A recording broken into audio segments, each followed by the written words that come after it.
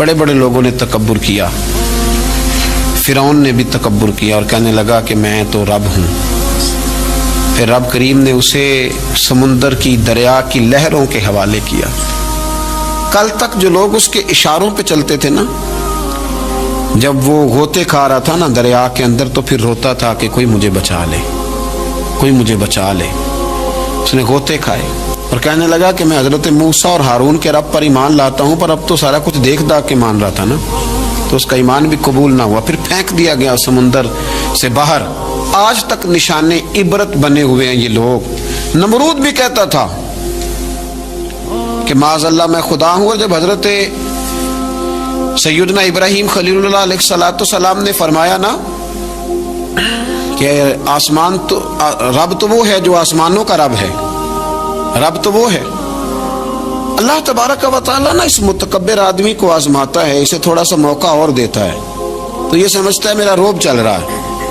अल्लाह इसे आजमाता है, ये समझता है कि देखा मेरा जो है वो मेरा असा, मेरा डंडा सही काम कर रहा है। हालांकि अल्लाह तो मौका दे रहा है।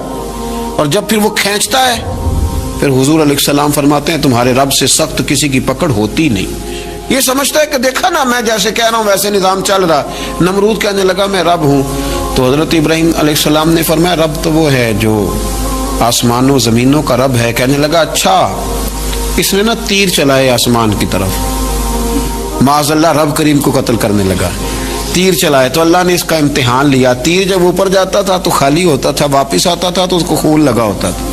कहने लगा देखा ना, फिर देखा ना मैंने क्या कर दिया। कितना बड़ा बादशाह, पूरी दुनिया पे हुकूमत करने वाला, पर मालिक की बेनियाजी के कुर्बान जाएं, एक मच्छर ही घुसा है नाक में और फिर वो मच्छर निकल नहीं पाया, फिर उस मच्छर ने इसको मार डाला।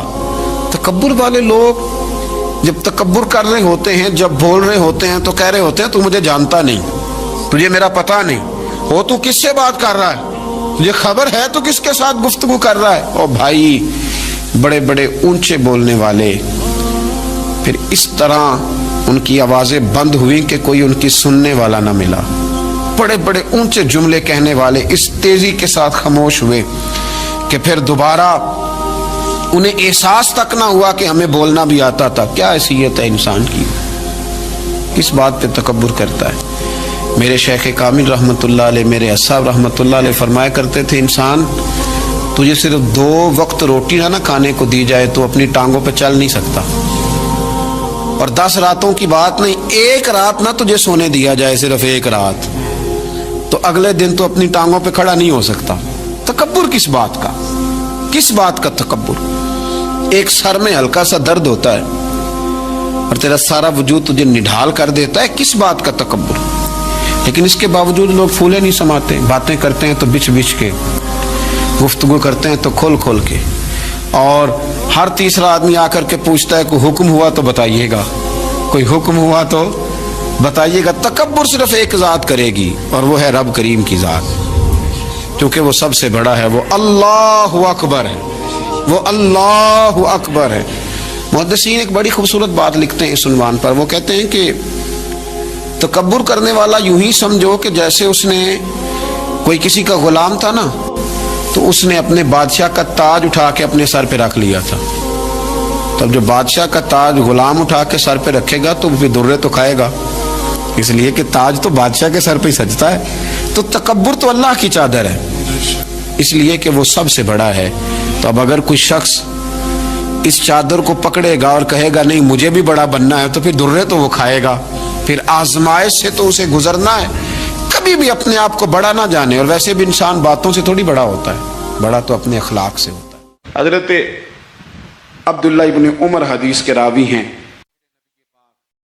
अलैहिस्सलाम इरशाद फरमाते हैं जब सूरज तुलू होता है, हर रोज जब सूरज तुलू होता है तो दिन ऐलान करता है, उस दिन मुनादी होती है, वो दिन ऐलान करता है और कहता है लोगों आज अगर कोई काम करना है तो कर लो, मैं आज आया हूं, आज के बाद दोबारा नहीं आऊंगा। आज ये जो दिन है ना, ये आज के बाद दोबारा ये नहीं आएगा मेरे अजीज। आज जिसकी तिलावत रह गई वो रह गई, आज जिसकी इबादत रह गई सो रह गई, آج جس نے استغفار کی تسبیح نہیں پڑھی تو اس کی رہ گئی، آج جس نے ابا کے قدم نہیں دبائے تو اس کی خدمت رہ گئی، آج جو رب کی بارگاہ میں جھکا نہیں تو یہ رہ گیا اس کا کام آج رہ گیا۔ حضرت حسن بصری رحمت اللہ علیہ سے کسی نے کہا حضور یہ کام چھوڑ دیں کل کر لیں گے، آپ فرمانے لگے یہ کام کل پہ ڈال دوں گا تو کل والے کام کب کروں گا؟ جو کل میری ڈیوٹیاں ہیں وہ بھی تو میں نے کرنی ہے نا، تو آج کا کام کل پہ ڈالتا جاؤں گا تو کل والے کام کب کروں گا؟ ہم نے وقت ضائع کیا ہے، ہمارے ہاتھ سے لمحات ریت کی طرح نکل گئے۔ بہت ساری ہماری ناکامیوں کی وجہ یہ بنی کہ ہم نے ٹائم ضائع کیا۔ ہم بہت سارا پڑھ سکتے تھے، بہت سارا لکھ سکتے تھے، بہت ساری خدمتیں کر سکتے تھے، خاندان کو بڑا کچھ دے سکتے تھے۔ اور یار ہمارے تو دیہاتے میں وہ بوڑھی مائیں ہوتی تھیں جو اگرچہ قرآن مجید مجہول پڑھتی تھیں پر کوئی مقصد تو بنا لیتی تھی نا، کہتی تھی اب بیوہ ہو گئی ہوں ساری زندگی قرآن پڑھاؤں گی۔ کوئی لالچ نہیں ہوتا تھا، کچھ نہیں ہوتا تھا، کچھ کوئی مقصد تو تھا نا، کوئی ارادہ تو تھا نا، کچھ انہوں نے پروگرام تو بنا لیا تھا۔ اپنی زندگی بے ترتیب گزاریں گے تو خیالات بکھریں گے۔ آج نا ہر تیسرا بندہ کہتا ہے کہ جناب وسوسے بڑے آتے ہیں، ہر چوتھا بندہ کہتا ہے دل میں بڑے بڑے خیالات آتے ہیں۔ میں اس نتیجے پہ پہنچا ہوں، میڈیا دیکھ دیکھ کے، رنگ رنگ کی کہانیاں سن کے، رنگ رنگ کی سٹوریاں سن کے، کوئی کیا کہہ رہا ہے کوئی کیا کہہ رہا ہے، گمسان کا رن پڑا ہوا ہے، اللہ جانے کون سچا کون جھوٹا کیا بن رہا۔ یہ چیزیں ذہن میں اتنی پختہ ہو جاتی ہیں کہ وسوسے ہی وسوسے، خیالات ہی خیالات، تصورات ہی تصورات۔ وہ لوگ جو اپنے مصلح کے ساتھ جڑے ہوئے تھے، جو اپنی تلاوت وقت پہ کرتے تھے، جو وظائف وقت پہ پڑھتے تھے، جو درود تاج اتنا سونا پڑھتے تھے، اتنا سونا پڑھتے تھے کہ پاکستان میں بیٹھ کے پڑھ رہے ہوتے تھے تو لگتا تھا گنبد خضرا سامنے موجود ہے۔ اتنے ذوق سے حضور کی بارگاہ میں اپنے آپ کو پیش کرتے تھے تو وہ لوگ سکون میں رہتے تھے، انہیں خوابیں اچھی آتی تھیں، ان کی فکریں مضبوط رہتی تھی، ان کے ذہنوں میں کوئی تناؤ نہیں تھا۔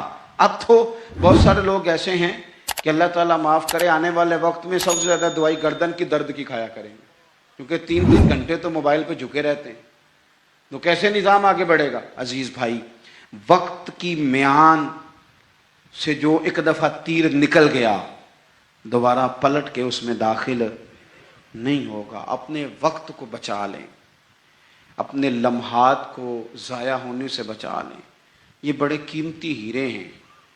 یہ آپ کو اللہ نے وسعت دی ہے، آسانی دی ہے، فراغت دی ہے، تو نبی پاک صلی اللہ علیہ وسلم نے فرمایا یہ رب کی نعمت ہے۔ ہم نہ اپنے بزرگوں کو کبھی دیکھتے ہیں نا جی، حضرت شیخ ابراہیم کہتے ہیں قاضی ابو یوسف رحمۃ اللہ علیہ شدید بیمار تھے، امام مالک رحمۃ اللہ علیہ کے شاگرد ہیں، تو یہ آئمہ کا تھوڑا بہت اختلاف بھی ہوتا ہے بعض اوقات فقہی مسائل میں۔ آپ کو پتہ ہے امام اعظم ابو حنیفہ کے شاگرد ہیں اگرچہ قاضی ابو یوسف، لیکن ادب کے ساتھ بعض مسائل کے اندر انہوں نے اپنی رائے مختلف بھی پیش کی۔ تو کہتے ہیں وہ شدید بیمار تھے، اتنے بیمار تھے کہ غشی کا عالم طاری تھا، تو میں ان کی تیمارداری کرنے چلا گیا۔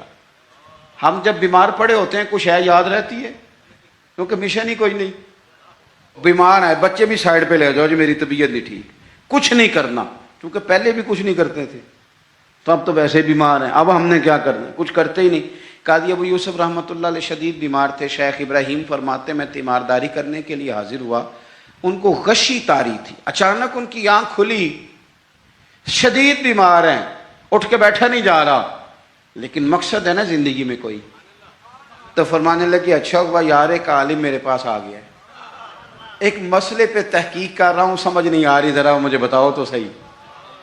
اس حال میں بھی آپ مسئلوں پہ تحقیق کر رہے ہیں، اس حال میں بھی کتاب و سنت کی بات، اس حال میں بھی اصول فقہ کی باتیں۔ کہا حضور فرمائیے، تو آپ فرمانے لگے یہ بتاؤ کہ یہ جو حج کے موقع پر رمی کی جاتی ہے، جمرات کی، کنکر مارے جاتے ہیں، تو یہ پیدل مارنا افضل ہے یا سواری پہ؟ تو کہتے ہیں مجھ سے انہوں نے پوچھا تو میں نے کہا حضور میرے خیال میں پیدل ٹھیک ہے۔ فرمانے لگے نہیں یہ ٹھیک نہیں، تو میں نے کہا پھر سواری پہ ٹھیک ہے؟ کہنے لگے نہیں آپ نے پھر جلدی کر دی ہے۔ یعنی وہاں بھی وقت کا ضیاع نہیں، وہاں بھی ضیاع نہیں۔ یہ سید ابو البرکات شاہ صاحب رحمۃ اللہ علیہ حزب اللہ ناو شریف والے، مفتی اعظم پاکستان، سراج اہل تقوی کہا جاتا تھا۔ اللہ تعالیٰ آپ کو کبھی موقع دے تو سید صاحب کے مزار پہ حاضری دیا کریں۔ یہ بڑے کام کا، ایک بھائی وہاں لیٹے ہیں حزب اللہ ناو میں، اور ایک بھائی داتا صاحب کے ساتھ لیٹے ہوئے ہیں، سید ابو الاسناد شاہ۔ یہ داتا صاحب سے تھوڑا سا آگے بڑھیں تو حزب اللہ ناو ہے، اس میں مزار ہے سید ابو البرکات شاہ صاحب کا۔ یہ اعلیٰ حضرت فاضل بریلوی کے خلیفہ ہیں اور پاکستان کے سب سے بڑے مفتی تھے، اور ساری زندگی پڑھا اور پڑھایا، اور ساری زندگی حضور کی شانیں بیان کی۔ سید صاحب کا جب آخری وقت آیا نا، بیمار تھے، اس وقت بھی ان کو سید صاحب کہا جاتا تھا۔ اہل سنت میں جب آپ کسی کو سید صاحب کے لقب سے پکاریں گے تو مراد سید ابو البرکات شاہ صاحب ہوں گے۔ تو سید صاحب کو نا آخری وقت میں بھی اتنا پیار تھا پڑھنے پڑھانے سے کہ کسی سے کہتے تھے کہ شیخ محقق شاہ عبد الحق صاحب محدث دہلوی کی جو مدارج النبوت ہے نا کتاب، اس میں انہوں نے حضور کی شانیں بڑی بیان کی ہیں۔ تو تھوڑی ظاہری بصارت کمزور ہو گئی یا جسم کمزور ہو گیا تو فرماتے تھے میں پڑھ نہیں پاتا، مجھے سناؤ۔ یعنی وہ وقت بھی حضور کی شانیں سننے سنانے پڑھنے پڑھانے میں گزر جائے، وہ وقت بھی۔ اور یہ داتا صاحب کے ساتھ مزار ہے، داتا صاحب کی اس سائڈ پہ سید ابو الاسناد شاہ صاحب، یہ ان کے بھائی ہیں۔ تحریک ختم نبوت میں جیل ہو گئی تھی، جیل ہو گئی جیل، تو جیل میں بھی فارغ نہیں بیٹھے، قرآن پاک کی تفسیر لکھ ڈالی، قرآن پاک کی تفسیر لکھ ڈالی۔ او بھائی فارغ تو وہ لوگ رہتے ہیں جنہوں نے کرنا ہی کچھ نہیں، جنہوں نے کچھ کرنا ہے ان کے لیے کام بڑے، کرنا ہی نہیں جب کچھ ارادہ ہی کوئی نہیں، ادھر بیٹھے تھک گئے، ادھر بیٹھے تھک گئے، وہاں کھڑے ہو گئے، وہاں کھڑے ہو گئے۔ تو یہ لوگ محنت کرتے تھے، ڈیوٹی کرتے تھے، اس لیے یہ کمزور نہیں پڑتے تھے۔ تو قاضی ابو یوسف صاحب رحمۃ اللہ علیہ شیخ ابراہیم سے فرمانے لگے بتاؤ بھائی پیدل رمی کرنا افضل ہے یا سواری پہ؟ تو انہوں نے پہلے کہہ دیا پیدل، تو آپ نے فرمایا نہیں یہ ٹھیک نہیں۔ جلدی سے کہنے لگے چلو یہ نہیں تو پھر سواری پہ۔ فرمانے لگے آپ جلدی کر گئے، تو کہ حضور آپ فرمائیں، تو رائے دیتی ہیں، یہ رائے اپنی فقہ کے لوگ نا رائے دیتے ہیں۔ فرمانے لگے میری رائے تو یہ ہے کہ جس رمی کے بعد اور رمی ہے، یعنی 3 دن رمی ہوتی ہے نا، کہنے لگے جس رمی کے بعد اور رمی ہے، یعنی 10 کی رمی کرتے ہیں آپ کنکر مارتے ہیں تو پھر 11 کو بھی مارنے ہوتے ہیں، پھر 12 کو بھی مارنے ہوتے ہیں۔ قاضی صاحب فرمانے لگے جس رمی کے بعد اور رمی ہو وہ پیدل افضل ہے، اور جس رمی کے بعد اور رمی نہ ہو وہ سواری پہ افضل ہے۔ آخری وقت میں بھی کتاب و سنت کی بات، آخری وقت میں بھی پڑھنے پڑھانے کی بات، آخری وقت میں بھی اللہ رسول کے رضا والی بات۔ تو میرے عزیز یاد رکھیں گے آپ، وقت کو ہم نے بچانا ہے۔ دیکھیں اسلام وقت کا کتنا پابند ہے، فجر اپنے وقت پہ، ظہر اپنے، اور عصر مغرب۔ یہ کبھی ہوا ہے کہ چلو مغرب آج آدھا گھنٹہ پہلے پڑھ لو؟ کتاب موقوتا، پورے وقت پہ، عشاء اپنے وقت پہ، حج اپنے، وہ بھائی 9 ذی الحج کو ہی ہوگا، نہ 8 کو ہوگا نہ 10 کو ہوگا، اس نے اپنے وقت پہ ہونا ہے۔ رمضان کے روزے اپنے، سحری وقت پہ، افطاری وقت پہ۔ مسلمان جب تیری ہر شے وقت پہ ہے تو وقت کا خیال رکھتا کیوں نہیں؟ وقت کا خیال رکھے۔ اور ایک بات یاد رکھیں، وقت کو اپنے قبضے میں کر لیں، ورنہ یہ مانتا کوئی نہیں کسی کی۔ امام شافعی کہتے تھے یہ تلوار ہے، اگر وقت کی تلوار تم نے اپنے ہاتھ میں رکھ لی تو تم بڑی مشکلوں کو کاٹ دو گے، اور اگر یہ تلوار تم نے اپنے ہاتھ میں نہ رکھی تو یہ تلوار تمہیں کاٹ دے گی۔ یعنی وقت کسی کا انتظار نہیں کرتا۔ صبح ہوئی تھی تو جس نے صبح سے کچھ کیا ہے، ورنہ دن تو بیت ہی گیا، ورنہ تو پھر بھائی سپہر تو ہو ہی گئی، تو کیوں نہ کچھ کر لیں، کچھ پروگرام بنا لیں۔ یہ ہمارے بزرگ ہمیں مشورے دیتے ہیں، ذرا سننا بات ختم کرنے لگا ہوں۔ بزرگ مشورہ دیتے ہیں، کہتے ہیں اٹھ فریدہ سوتے آ۔ مان لینا مشورہ بابا صاحب کا۔ یہ سوتیا سے مراد کیا ہے؟ یہ جو تو غافل ہو گیا ہے نا، کہتے ہیں تو اقترب للناس حسابهم وهم فی غفلۃ معرضون، وقت حساب قریب آ گیا، ابھی بھی لوگ غافل ہیں۔ اور ماننے لگا یہ تو غافل جو ہو گیا نا، یہ سوتیا سے مراد یہ ہے کہ غفلت سے اٹھ نا فریدہ سوتیا۔ اوے داڑھی آ گیا ہی پور، اگا نیڑے آ گیا ہی تے پیچھا رہ گیا ہی دور۔ کہنے لگے اور کچھ نہیں کر سکتا تو مسجد میں جھاڑو ہی دے، اٹھ نہ فریدا ستیا جھاڑو دے مسیت، وہ تو ستا ہے تے رب جاگدا تیری ڈاڈے نال پریت۔ پھر فرمانے لگے اٹھ نہ فریدا ستیا چل خلقت ویکھنی جا، تے متے کوئی مل جائی بخشیا تے تم ہی بخشیا جا۔ اس سے مراد کیا ہے؟ کہنے لگے اٹھ نہ چل اور کچھ نہیں تو کسی نیک کی صحبت میں بیٹھ چل کے، اٹھ نہ فریدا ستیا تے خلقت ویکھن جا، متے کوئی مل جائی بخشیا تم ہی بخشیا جا۔ اپنے وقت کو، جوانوں اگر تم وقت کے مطابق کام کرنے لگ گئے تو بڑا کچھ تمہارے ہاتھوں میں ہے، اور اگر وقت تمہارے ہاتھ سے نکل گیا تو کچھ بھی ہاتھ نہیں رہے گا۔ اقبال نے اپنے بیٹے کے نام نظم لکھی تھی، کہا تھا دیار عشق میں اپنا مقام پیدا کر، نیا زمانہ اور نئے صبح و شام پیدا کر، اور میرا طریق امیری نہیں فقیری ہے، تو خود ہی نہ بیچ غریبی میں نام پیدا کر، غریبی میں نام پیدا کر، غریبی میں۔ کیا تمہارا یہ خیال ہے کہ مالک نے تمہیں بیکار پیدا کر دیا؟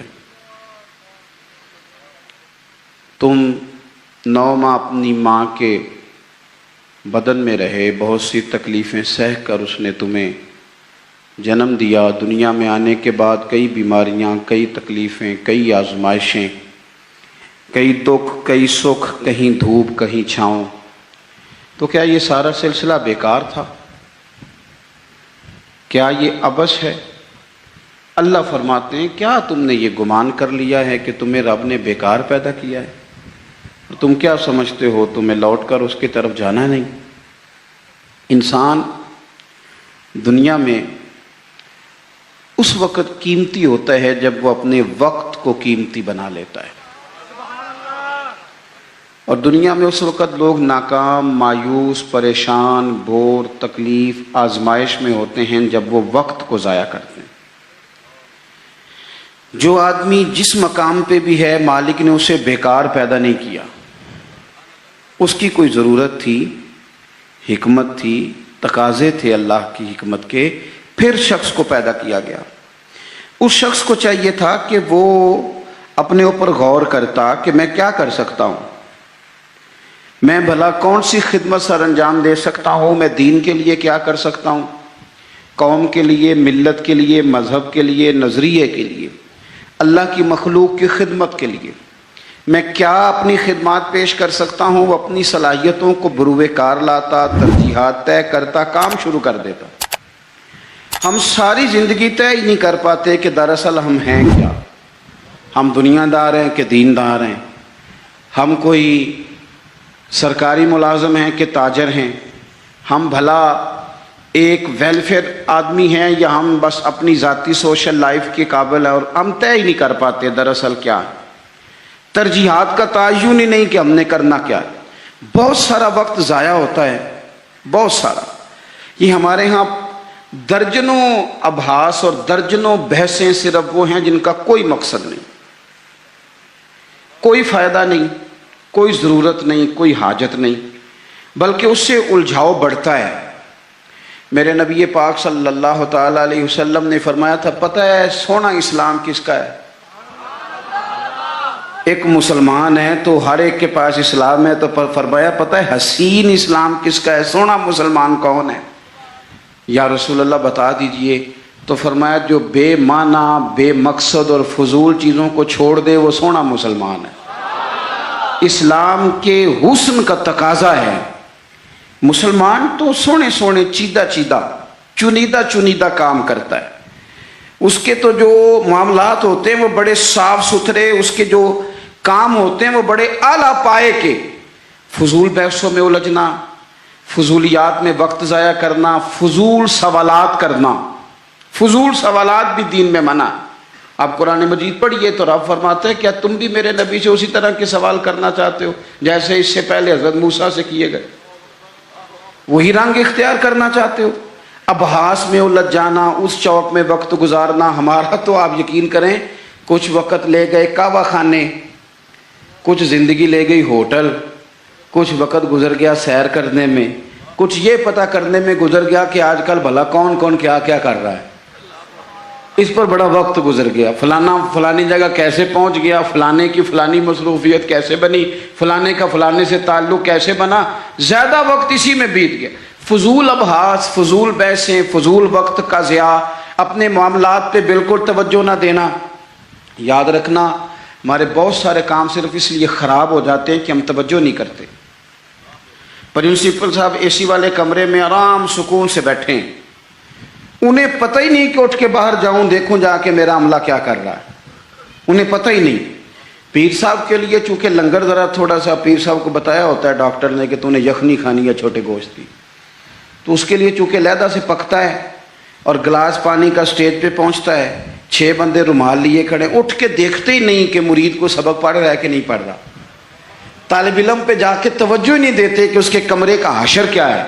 میں ایسے لوگوں کو جانتا ہوں کہ جو اپنے اداروں کا مہینوں وزٹ نہیں کر پاتے، اپنے اداروں کا، فیکٹری کے مالک کو پتہ ہی کوئی نہیں کہ کارکن کیا کر رہے ہیں، یعنی اٹھ کے وہ پسند ہی نہیں کرتا کیونکہ اس کے کمرے میں اے سی لگا ہوا ہے، مزدور دھوپ میں کام کر رہے ہیں۔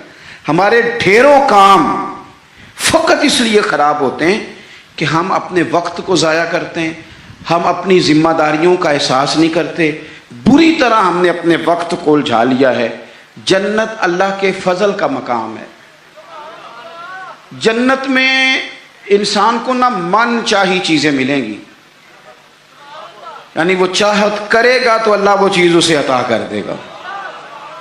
من چاہی چیزیں جنت میں ملیں گی، من چاہی، یعنی حضور صلی اللہ تعالی علیہ وسلم نے بات کو نہ 2 جملوں میں بند کر دیا، فرمایا جنت میں رب نے تمہارے لیے وہ نعمتیں تیار کی ہیں نہ کسی آنکھ نے دیکھی، نہ کسی کان نے سنی، نہ کسی دل میں کبھی خیال بھی گزرا ہوگا کہ رب یہ بھی عطا کرے گا۔ لیکن حضور کیا فرماتے ہیں؟ نبی پاک صلی اللہ علیہ وسلم فرماتے ہیں جنتی بھی ایک بات پہ حسرت کریں گے، حالانکہ وہاں کوئی کمی نہیں، کوئی کمزوری نہیں، پر جنتی بھی حسرت کریں گے، کہیں گے ہائے کاش، حسرت کریں گے۔ یا رسول اللہ کس بات پر؟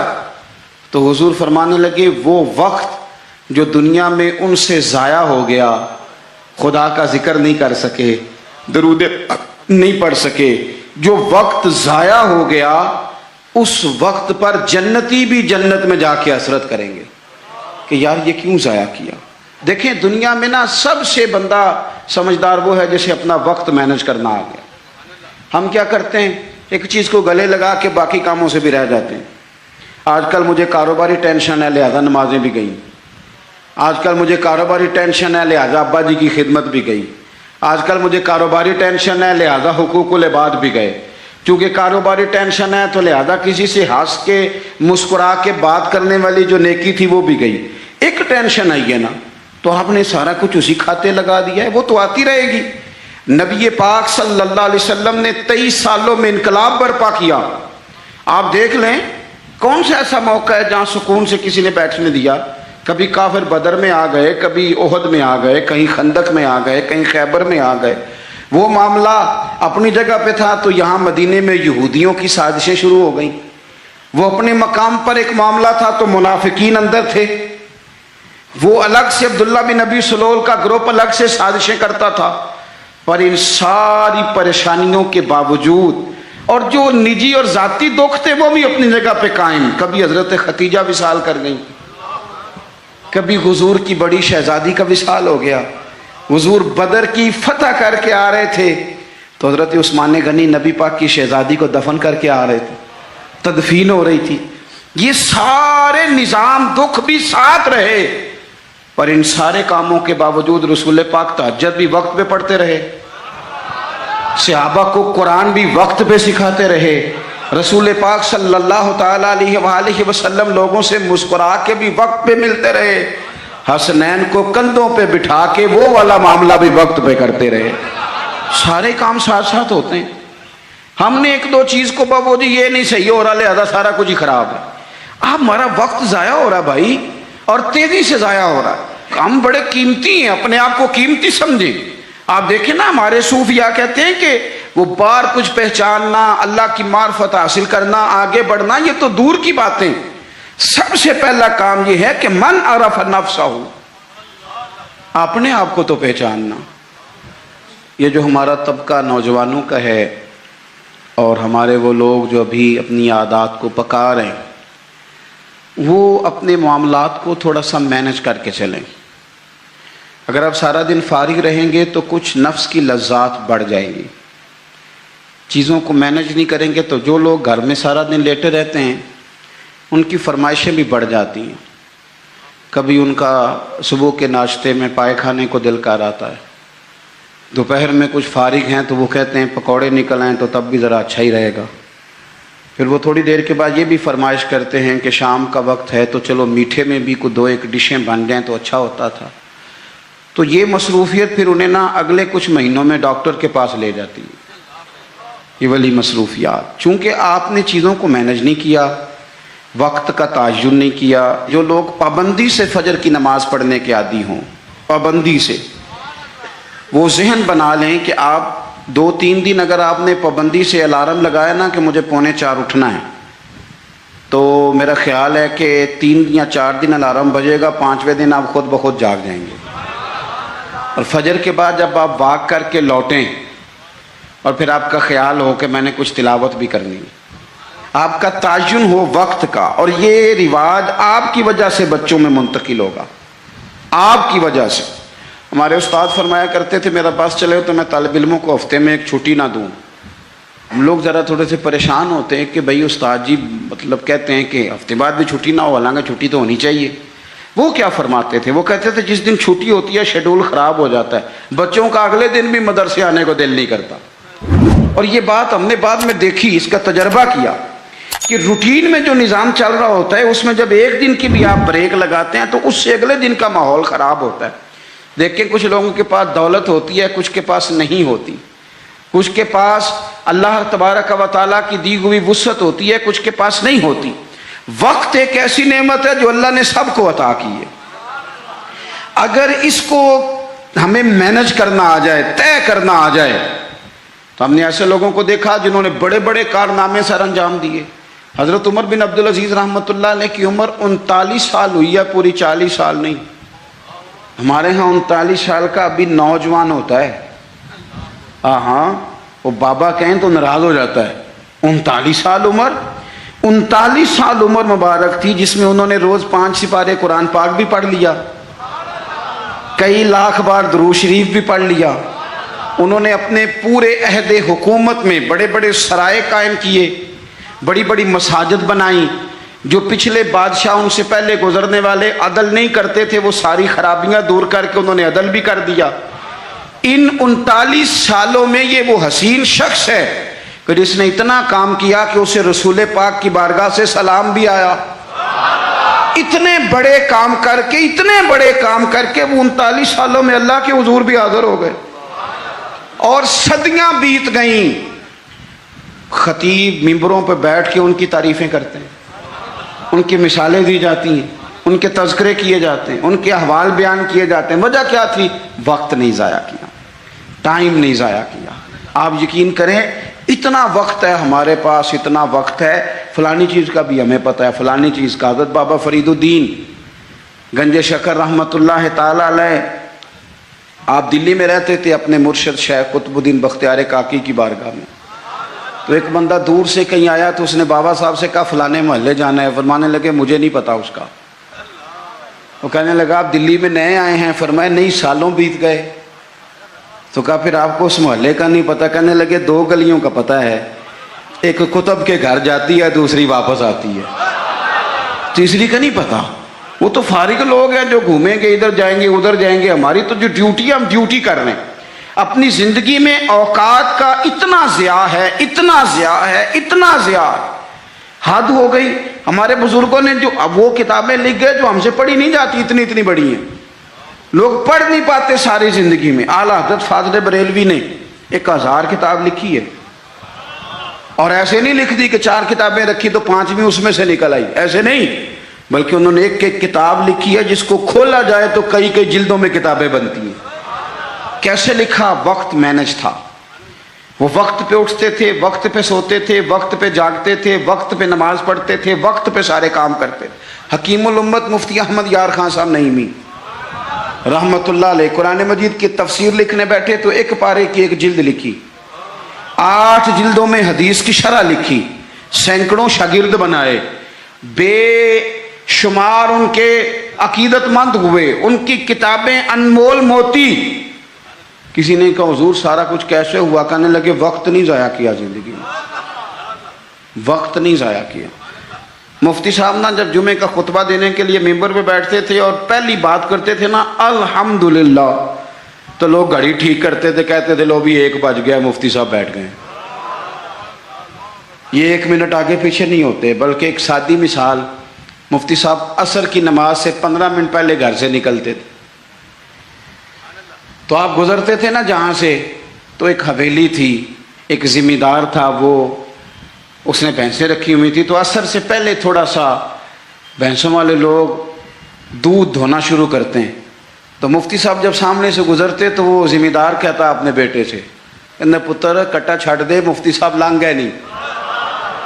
वो कहता अब्बा जी अजे तो दिन खलोता है, कहते दिन नू छड़, उस्ताद लंघ गए नहीं, वो वक्त पे जाते हैं, लिहाजा वक्त हो गया, तू इस तरह कर, तू शुरू कर दूध धोना। तो कहते हैं घड़ियां कम होती थी, हर बंदे के पास होती नहीं थी, तो अगर घड़ी मंगा के भी कभी देखते थे तो वाकई 4:45 होते थे। अपने मामलात को लोगों ने जब तय कर लिया, जब उनका इरादा बन गया, जब वो काम करने वाले लोग थे, आप यकीन करें कई लोगों को अपने बारे में इतनी मालूमात नहीं होती जितना उनके पड़ोसियों को उनके बारे में पता होता है। इतनी मालूमात नहीं होती जैसे वैसे लोगों को खबर होती है कि फलाना। और किसी दानश्वर ने बड़ी उम्दा बात की थी, उसने कहा था हमें पड़ोसी के बच्चों की गलत हरकतों का पता होता है पर उसकी गुर्बतों का पता नहीं होता। ये ज़रा वक्त पे ख्याल करते हैं कि फ़लाना बच्चा शरारत कितनी करता है, ये नहीं सोचते कि उसकी फ़ीस भी अदा हुई है कि नहीं, उन्होंने रोटी भी खाई है कि नहीं, उनके पास स्कूल जाने का यूनिफॉर्म भी है कि नहीं। अपने वक्त को हमेशा अच्छे अंदाज में, हज़रत मुआविया बिन खुदैद रज़ी अल्लाह ताला अन्हु एक सहाबी हैं, वो कहते हैं सिकंदरिया की फ़तह के लिए हम लोग गए, फ़तह हो गई, वापस आए तो दोपहर का वक्त था। सख्त गर्मियों में अक्सर लोग दोपहर को भी आराम करते हैं, जब धूप कड़ाके की हो तो लोग बाहर नहीं निकलते।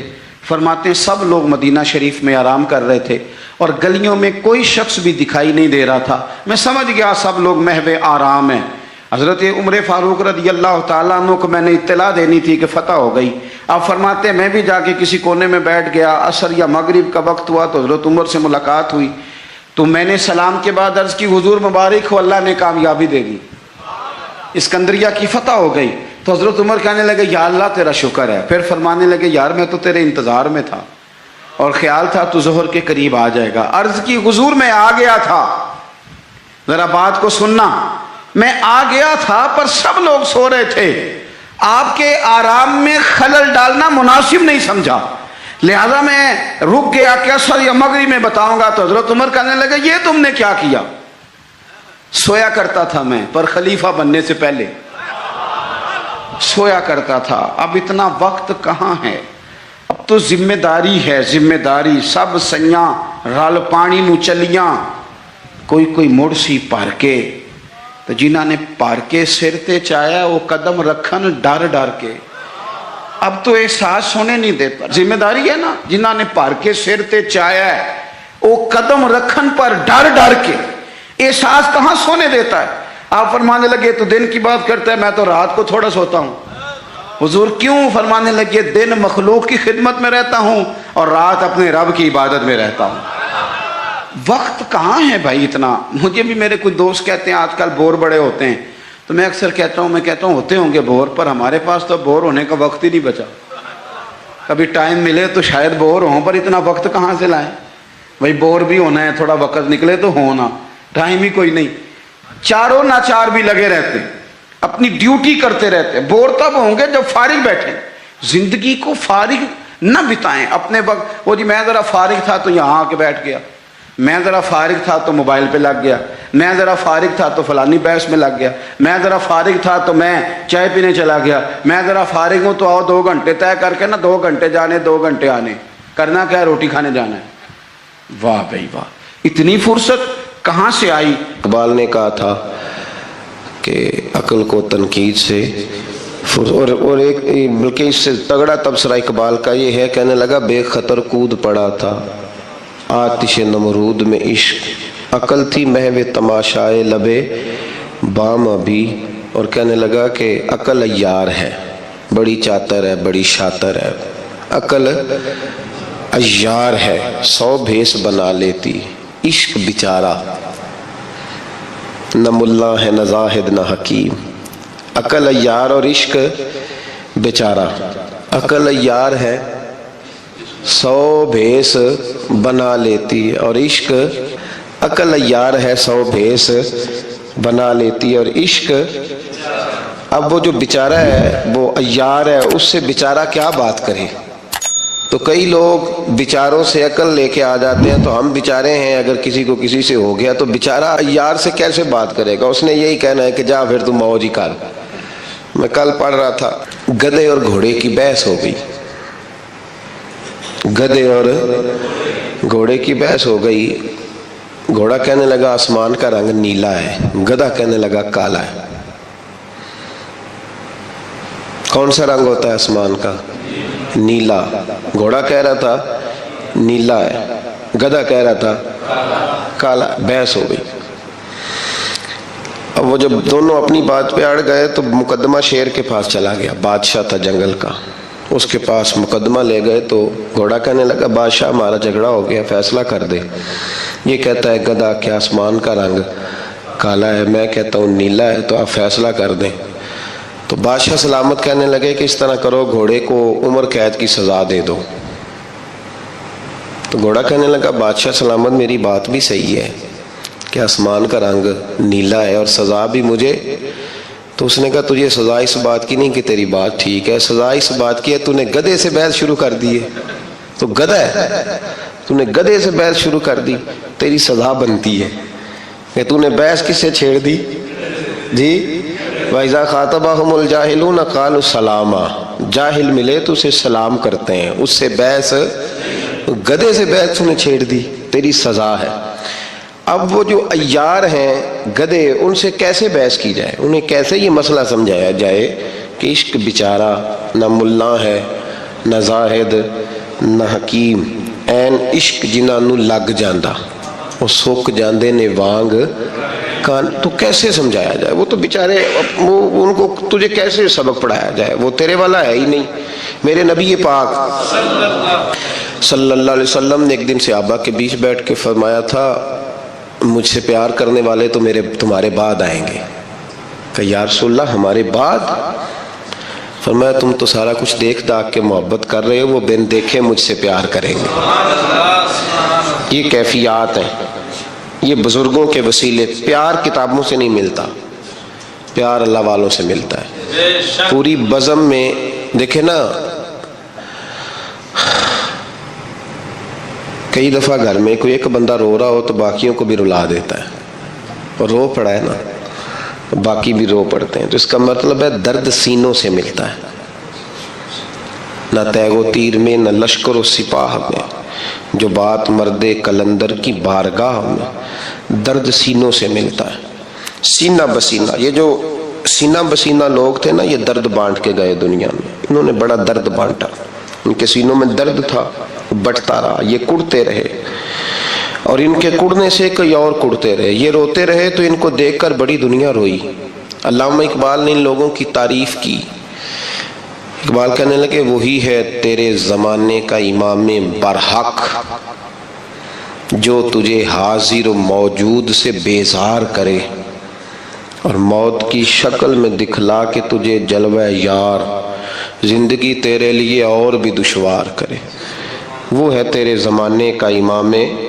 اقبال نے حضرت مجدد الفسانی کی تعریف کی تو کہنے لگے حاضر ہوا میں شیخ مجدد کی لحد پر، کہ وہ لحد ہے زیر زمین مطلع انوار، اللہ نے کیا جس کو بر وقت خبردار، اور گردن نہ جھکی جس کی جہانگیر کے آگے، اللہ نے بر وقت کیا جس کو خبردار۔ میرے بھائی حضرت مجدد الفسانی رحمۃ اللہ تعالی علیہ کی تعریف کی تو کہا کہ ان کے نقوش پا سے لوگوں کے سینے گرم ہو گئے۔ تو میرے بھائی اس بات کا ضرور خیال فرمائیں، یاد رکھیں، سینوں سے درد ملتا ہے، اس درد کو حاصل کرنے کی کوشش کریں، اس کیفیت کو یہ سینوں سے ملتا ہے۔ اعظم چشتی مرحوم نے بھی کہا تھا طیبہ سے منگائی جاتی ہے، سینوں میں رچائی جاتی ہے، توحید کی میں پیالوں سے نہیں نظروں سے پلائی جاتی ہے۔ تو یہ جو اہل اللہ ہوتے ہیں نا، اللہ کے بندے، درد بانٹتے ہیں، سوز ملتا ہے ان کے پاس۔ ایک زمانہ ہوتا ہے جس کو یہ درد بانٹ جاتے ہیں، اور مختلف رنگوں میں، ضروری نہیں کہ سب کو نماز پڑھا کے ہی بانٹیں، اس یتیم کے سر پہ ہاتھ رکھ کے اسے بھی درد مند کر جاتے ہیں، کسی بیوہ کی سرپرستی کرتے ہیں، کسی غریب کا خیال کرتے ہیں، کسی دکھیے کا دکھ دور کرتے ہیں، تو پھر ایک نہیں، دو نہیں، چاروں نہیں، پھر چار دانگے عالم سے ان کا پیار ہوتا ہے، کیونکہ یہ دنیا میں کچھ دینے آئے ہوتے ہیں، لینے نہیں آئے ہوتے، تو جہاں جہاں جاتے ہیں کچھ نہ کچھ چھوڑ کے جاتے ہیں۔ حضرت سیدنا تاج الشریعہ رحمۃ اللہ تعالی علیہ اس گروہ کے مسافر تھے جو لوگ درد بانٹنے آئے دنیا میں۔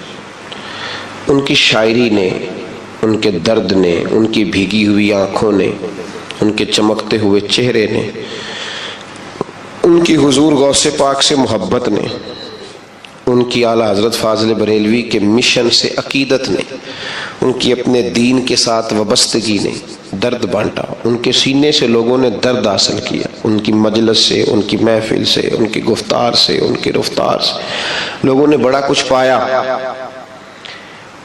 میں نے شروع میں عرض کیا کہ علم سے کئی دفعہ وہ سارے معاملات حل نہیں ہوتے جب تک کوئی اس پر پریکٹیکل کر کے نہیں دکھاتا۔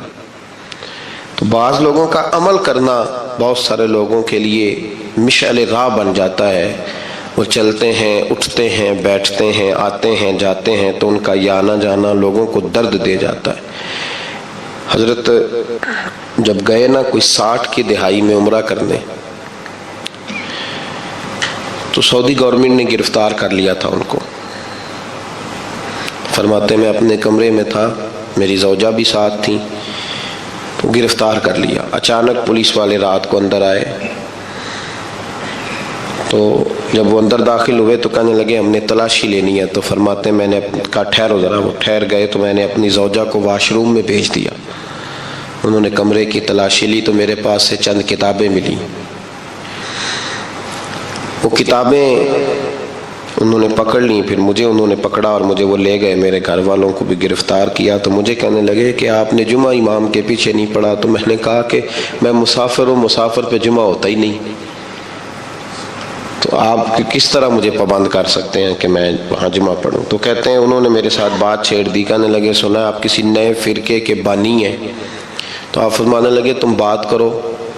کہتے ہیں انہوں نے جب باتیں چھیڑی تو میں نے کہا کہ ہمارا اصل نظریہ یہ ہے کہ ہم نہ صرف یہ کہ حضور کی غلامی کرتے ہیں، بلکہ ہم یہ سمجھتے ہیں کہ رب ہمیں جو کچھ دیتا ہے وہ نبی پاک کے صدقے دیتا ہے۔ کسی غیر کا ملک ہو، کسی غیر کی حکومت ہو، کسی غیر کا، اور سارا ان کا نظریہ ہو، اور اس کے باوجود کوئی آدمی اتنا ڈٹ کے بات کرے۔ فرماتے میں نے توسل پہ بھی بات کی، میں نے حضور کے علم غیب پر بھی بات کی کہ ہمارا نظریہ یہ ہے کہ قیامت میں اگر ہم جنت میں جائیں گے تو حضور کی سفارش کی برکت سے جائیں گے۔ حضرت صاحب کو بڑا نازک سا وجود تھا، مجھے تو اللہ نے موقع دیا ان کے پیر دبانے کا بھی، نازک سا وجود تھا ان کا، تو ہتھ کڑیاں ڈال کر ہاتھوں اور پیروں میں مدینہ شریف نہیں جانے دیا۔ کہتے ہیں کچھ دن مجھے انہوں نے جیل میں رکھا، پھر جدہ ایئرپورٹ سے بمبئی روانہ کر دیا۔ تو حضرت نے ایک کلام لکھا تھا اس موقع پر، کلام یہ تھا کہ داغ فرقت طیبہ قلب مزمحل جاتا، کاش گنبد خضرا دیکھنے کو مل جاتا۔ مدینہ شریف نہیں جا سکے تو فرمانے لگے داغ فرقت طیبہ قلب مزمحل جاتا، کاش گنبد خضرا دیکھنے کو مل جاتا۔ تو فرمایا کرتے تھے کہ میں نے کئی راتیں رو کے گزاری۔ ایک ہوتا ہے بندہ آ کے فخر سے لوگ مجاہد نہیں بن جاتے کہ دیکھو جی میں ہتھ کڑیاں پہن کے آیا ہوں، اب میں غازی ہوں، اب میرے نعرے لگاؤ، اور فوری طور پہ لوگ مجاہدانہ کردار کی بات کرتے ہیں۔ جی میں نے وہاں کھڑے ہو کے، یہاں جس نے مناظرہ نہیں بھی کیا ہوتا وہ بھی آ کے بتاتا ہے میں سعودی عرب مناظرہ کر کے آیا ہوں۔ تو ایک تو یہ تھا کہ اس چیز کو بطور اعزاز کے لوگ بیان کرتے، اس پر بڑا کچھ ہوتا اور بڑا جناب کہا جاتا، لیکن ان کی آنکھوں میں آنسو رہے۔ وجہ کیا تھی؟ ہتھکڑی۔ وجہ کیا تھی کہ وہاں گرفتار؟ وجہ ایک ہی تھی، کاش گنبد خضرا دیکھنے کو مل جاتا۔ پھر اللہ نے انہیں یہ اعزاز دیا کہ وہ انٹرنیشنل شخصیت کے حامل تھے، ان کو بڑے سیکیورٹی کی ضرورت تھی، بڑے ان کے لیے پروٹوکول کی ضرورت تھی، ان کو بڑی حفاظت کی ضرورت تھی۔ پھر اللہ نے ان کے لیے ایسا انتظام کیا کہ جب ان کا دل کرتا تھا اسی وقت انہیں بلاوا آ جایا کرتا تھا۔ پھر انہوں نے کئی حج کیے اور مسلسل کیے، پھر انہوں نے عمرے کیے تو لگاتار کیے، اور پھر حضرت مدینہ منورہ رہا کرتے تھے تو کوئی جا کے کونے میں بتا دیتا تھا کہ وہ تشریف لے آئے، تو مدینے میں جس ہوٹل میں ان کا قیام ہوتا تھا وہاں ہجوم عاشقاں ہو جایا کرتا تھا۔ درد بانٹا انہوں نے، وہ درد کے پیامبر تھے، درد تقسیم۔ یہ جو ان کا لقب ہے نا تاج الشریعہ، یہ ہندوستان کے لوگ، پاکستان، بنگلہ دیش کے لوگ تو کہتے تھے حرم میں، حرم مکہ میں ایک سید محمد بن علوی مالکی نام کے بزرگ تھے، وہ حضرت صاحب کو تاج الشریعہ اور امام العلماء کہا کرتے تھے۔ فرماتے تھے جس شخص کے پاس بیٹھ کے ہمیں کیف حاصل ہوتا ہے وہ یہ شخص ہے۔ میرے بھائی، بہت سارے لوگ بڑا کچھ لے جاتے ہیں، بڑا کچھ لے جاتے ہیں۔ اب تو خیر کام آسان ہو گیا ہے، اب تو بڑا عجیب انداز ہے۔ میں ایک شخص نے مجھے کہا کہ یہ دیکھیے، یہ میرے پیر صاحب اور استاد صاحب ہیں، تو یہ ویڈیو بنی ہوئی ہے، وہ میرے ہاتھ چوم رہے ہیں۔ نہیں، پیر صاحب مرید کے، تو اس نے وہ ویڈیو بنائی ہوئی ہے اور لگائی ہوئی ہے۔ تو میں نے کہا کہ بالکل صحیح ہے، تو ان کو غلطی لگ گئی، تیرا مرید ہونا چاہیے تھا، تو الٹ ہو گیا کام۔ دماغ ان لوگوں کا کام، تصویریں بنائی ہوئی ہیں اور اس طرح کی، کہتے ہیں میرے بغیر روٹی نہیں کھاتے۔ میں بھائی اس سے باہر آ جائیں، یہ کیفیت نہیں ہے۔ دیکھیں نا، اس کے ساتھ نسبت ہو جانا بھی بہت ہی کافی ہے۔ مظفر وارثی کا وہ فقرہ مجھے بڑا ہی پسند ہے، اس نے کہا تھا ان کا دیوانہ ہوں، ان کا یہ نہیں کہا کہ ان کی شفقت ہے، ان کی مہربانی ہے، ان کی توجہ ہے، ان کی، یہ نہیں فرمایا، کہا میں ان کا دیوانہ ہوں، ان کا بردر، پھر سمجھنا بات کو، ان کا دیوانہ ہوں، ان کا مجذوب ہوں، تو کیا یہ کم ہے کہ میں ان سے منسوب ہوں؟ کہنے لگا اتنا تھوڑا ہے کہ لوگ کہتے ہیں یہ اس کا دیوانہ ہے۔ اچھا، یہاں یہ فکرہ نہیں کہا گیا کہ ان کی بھی بڑی شفقت ہے جی، ان کی بھی بڑی مہربانی ہے جی، اصل ان کی نا نا نا نا، میں ان کا دیوانہ ہوں اور ان کا مجذوب ہوں، کیا یہ کم ہے کہ میں ان سے منسوب ہوں؟ سرحد حشر تک جاؤں گا بے دھڑک، مجھ کو اتنا تو زیادہ سفر مل گیا، تو تیرا دیوانہ ہونا ضروری ہے۔